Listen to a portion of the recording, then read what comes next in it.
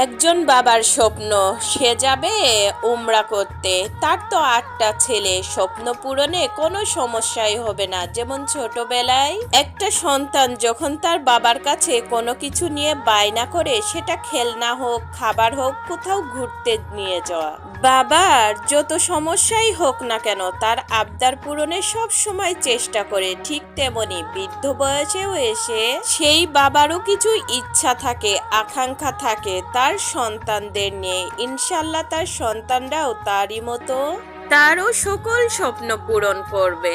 আসলে বাস্তবে তা কি মোটেই ঘটে?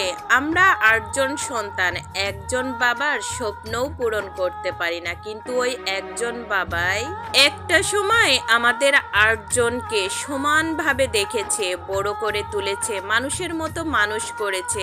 আজ আমরা পায়ে দাঁড়িয়ে, তারপরেও কৃতজ্ঞতা স্বরূপ নিজের বাবার স্বপ্ন তো পূরণ করতে পারতেছি না, উল্টা তার উপর ধমক কিংবা তার কোনো কাজে উৎসাহও না, তার থেকে মুখ ফিরিয়ে নিছি। এই কথাটা বলার একটাই কারণ, গতদিন একটা নিউজ দেখলাম, সেটা চিটাগাংয়ের। তার ৮টা সন্তান, বাবা আবদার করেছিল সে উমরা করতে যাবে, কিন্তু ৮ সন্তানের একজনও তাকে যেতে দেবে না কিংবা তাকে একটা পয়সাও দিবে না।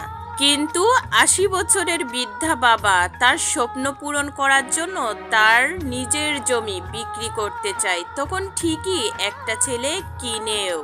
আর এই সুযোগে অন্য সন্তানরা এসে ঝামেলা সৃষ্টি করে যে কেন ভালো জমিটা একটা ছেলেই পাবে। তারা সবাই মিলে টাকা তো দিলই না, সে জমিটা বিক্রি করতেছে নির্লজ্জর মতো।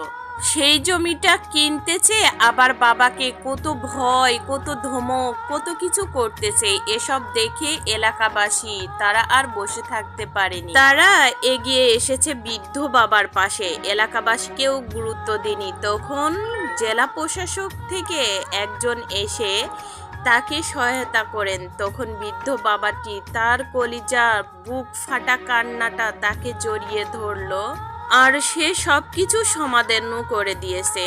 ইনশাল্লাহ আগামী ১৬ তারিখে বৃদ্ধ বাবা যাবে উমরা করতে।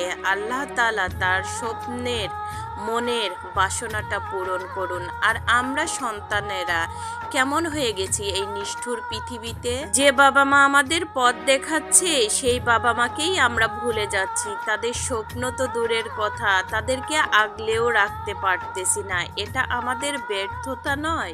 এটাই কি ছিল আমাদের শিক্ষা? প্রত্যেক বাবা মারই আশা, স্বপ্ন, ভরসা থাকে সন্তানের উপর। তাই আমরা যার যতটুকু আছে